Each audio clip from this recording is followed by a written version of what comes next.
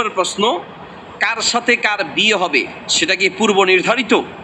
জি, কার সাথে কার বিয়ে হবে এটা যদি পূর্ব নির্ধারিত হয় তাহলে চেষ্টা করে লাভ কি? কার সাথে কার বিয়ে হবে এটা পূর্ব নির্ধারিত আছে। আপনি ওই মেয়েকে বিয়ে করা ছাড়া কবরে যাওয়ার সুযোগ নেই, জোর করে হলে বিয়ে করাই ছাড়বে। বুঝেন না? অনেক সময় এরকম হয় না যে দেখা করতে গেছে, অনেক দিনের রিলেশন, পত্রিকা আসছে, দেখা করতে গেছে, এবার একবারে বাপ চাচা আত্মীয় গোষ্ঠী যা আছে, মেয়ের কোনো একটা সমস্যা আছে, বাস বেঁধে বেটা দেখা করতে আসছিস, বিয়ে করে যাবে, তুই করবি করবি, তোর আব্বা প্রয়োজনে করবে। হ্যাঁ, এইরকম যে বিয়ে আপনার যদি নির্ধারিত থাকে সেটা আপনার হবেই হবে, নির্ধারিত কিনা পূর্ব নির্ধারিত। হ্যাঁ, তবে তাকদীরের মাসালা তো বেশি ডিপে বলা যাবে না, শুধু এতটুকুন বলি, তাকদীরের কিছু বিষয় হচ্ছে মুআল্লাক আর হচ্ছে মুবরাম। কিছু আছে শর্তযুক্ত আর কিছু আছে শর্তহীন।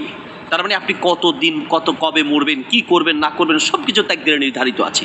আর কিছু হচ্ছে শর্তযুক্ত, এটা করলে সেটা হবে।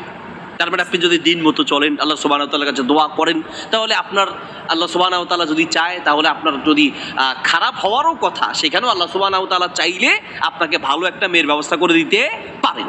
এই জন্য আপনাকে চেষ্টা করে যেতে হবে। একটা আয়াতের অর্থ যদি বুঝি, তাকদীর সম্পর্কে হাজারো প্রশ্নের উত্তর এসে যাবে। সেই প্রশ্ন, সেই আয়াতটি কি?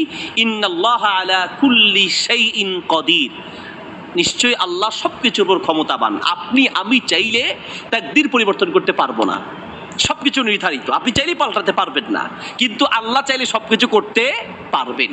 কাজেই আপনার কি ছিল, আমার ভাগ্যে কি, আমার ভাগ্যে যদি মেয়ে নির্ধারিতই থাকে, আমি দেখে আর লাভটা কি, চেষ্টা করে আর লাভটা কি, দোয়া করে লাভটা কি, যা আছে তাই হবে, এটার উপর ভরসা করে থাকা যাবে না, বরং আপনাকে চেষ্টা চালিয়ে যেতে হবে, আল্লাহর কাছে দোয়া করে যেতে হবে দিনদার স্ত্রীর জন্য, ভালো মেয়ের জন্য। ঠিক আছে, আমরা একেবারে আলহামদুলিল্লাহ বিয়ের আগ থেকে দোয়া করতাম।